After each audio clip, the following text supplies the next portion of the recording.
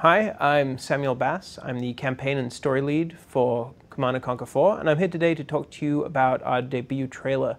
We give you some behind-the-scenes information, some story factoids, and some other fun stuff, so you really know what's going on with the trailer.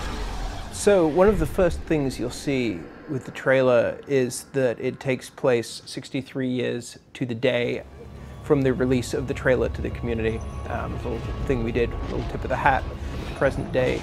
So what we have here is a flight of GDI orcas escorting someone across a field of Tiberium, the Tiberium-stricken city of Manchester.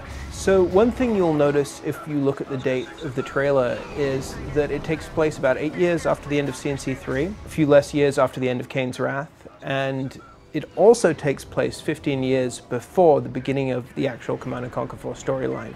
This is the prologue where we really wanted to set the state of the world so you could better understand where we end up 15 years later.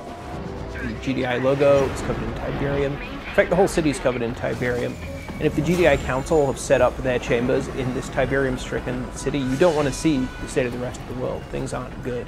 And here we see the dainty feet of Joe Coogan. Now, while this, within the context of the trailer, is the GDI Council chamber, where we actually shot this was a real location. This is the LA Times building in downtown LA, which both has great, creepy, kind of science fiction-y corridors, and also a spectacular Danish modern conference room that we really wanted to use, and that became the GDI Council chamber. So as you can see, these GDI guys are escorting some mysterious figure, who, if you haven't worked out by now that it's Kane, you probably should have. But it's Kane, and he is going to the GDI Council. He's not under arrest, though we try and create a little bit of ambiguity there just to keep your interest, but he's not under arrest. He's going to meet the GDI Council and propose to them a solution to this absolute environmental devastation that they're faced with. So, we shot this essentially in a day. It was a long, very hard day, and there was a little bit of clowning around.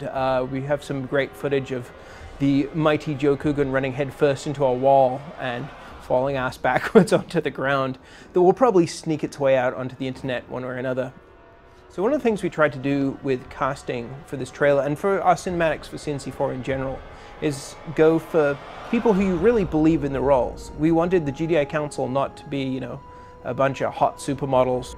One thing we really wanted to establish with this part of the trailer is a sense of trepidation on both sides. Like, Kane is tense, GDI is tense. This isn't something that either side really wanted to happen. They're being forced into this situation where they have to meet and talk.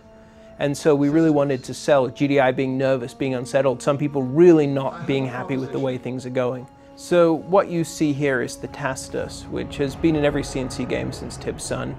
It played a big role in Firestorm, played a huge role in Kane's Wrath, and is returning into CnC4 as a driving element of the story. What you might not know about the Tacitus is, beyond being a lexicon of alien knowledge, it's also a light bulb with a piece of tape on it that's stuck to Joe Coogan's hand. We did a little bit of movie magic. He's not really holding a glowing ball, and in fact, if you look closely, his hand's actually CG. And now, Command & Conquer 4 logo, which is a good opportunity for me to plug our Name the Game competition. Submit your entries to Name Command & Conquer 4, and I really want to hear what you have to say, what you think would be an appropriate name for the end of this epic saga. And with that, I'm Samuel Bass, signing off.